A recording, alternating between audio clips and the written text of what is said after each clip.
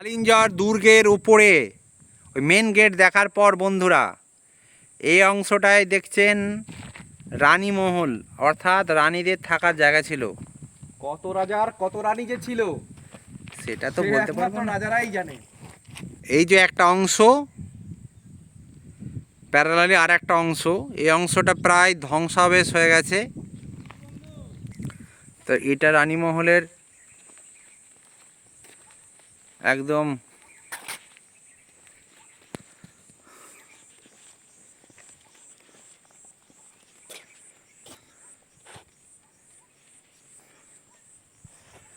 রানীমহল সম্পর্কে লেখা। বিভিন্ন জায়গায় প্রচুর টুরিস্ট আছে, কিন্তু এখানে একদম ফাঁকা পাহাড়ের মাথায় আমি আমার বন্ধু দিবস গরমের মধ্যে এসে এসব কাণ্ড করছি আর কি। এটা যোগী আদিত্যনাথের জায়গা, মধ্যপ্রদেশ, কি করে দেবে বাবা। চলো একটু রানীমহলে ঢুকা যাক। রানীমহলে ঢুকবো কি, গেট সব লক করে দেওয়া আছে। ধ্বংসস্তূপ কখন কি মাথায় ভেঙে পড়ে। হ্যাঁ বন্ধু, ঢোকা যাচ্ছে। এটা গুপ্ত পথ, ডাইরেক্ট ঢুকবে। ওরে বাপ রে, ফাঁকায় পড়ে আছে এরকম। শালা এখন এইসব বাড়ি করতে গেলে কয়েকশো কোটি টাকা লেগে যাবে। ওরে না, কি অদ্ভুত। সবচেয়ে ফাঁকা লাগে, ফাঁকা বলে ভালো লাগছে, কেউ নেই। আমরা কোথায় যে রানীরা থাকতো, রানীর খাটটা দেখে আসি। এখানে রানীর খাট রাখতো।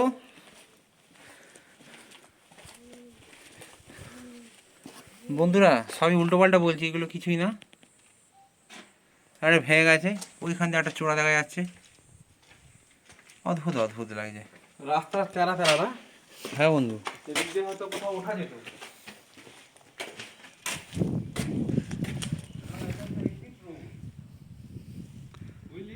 ও মাই ঘ্যাডস, কত যে ঘুপড়ি খাপড়া ছিল কে জানে ভাই।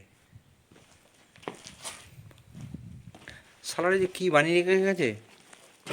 বাপের পয়সা ছিল, নিজের পয়সাতে করেনি, শ্রমজীবী মানুষের পয়সা করেছে। যাই করেছে নাই করেছে, ভালো লেগেছে। বাদর মারা গান মেরেছে বন্ধু। হনুমান হনুমানগুলো বিশ্রাম নিচ্ছে দেখুন। তো হনুমানগুলো গরমে ক্লান্ত হয়ে ওই ভালো বয়ে আছে। বেশি আগে গেলে আমার মোবাইলটা কেড়ে নিয়ে চলে যেতে পারে। বুঝতে পারলো না পারলো। আমাদের ছবি তুলছিস? হ্যাঁ, এই যে রানীর অনেক ক্ষোভ খাপ আছে, ঠিক আছে। ওখানে রানীর এটা পরবর্তীকালে অনেক সংস্কার করা। এখান দিয়ে ওঠার জায়গা আছে, ওই যে ওখান থেকে সিঁড়ি। বন্ধুরা একটু বোঝার চেষ্টা করুন, এইখান দিয়ে সিঁড়ি, মানে এই নিচে অংশটা ছিল, এটা ধ্বংস, অর্ধেক ধ্বংসই। তা উপরে যারা উঠে পড়েছে বাঁদরগুলোই এখানকার দাস, কেয়ারটেকার। চলো আমরা এই রানীমহল ছেড়ে বেরিয়ে যাবো এবার। রানীমহল দেখা শেষ হয়ে গেল বন্ধুরা।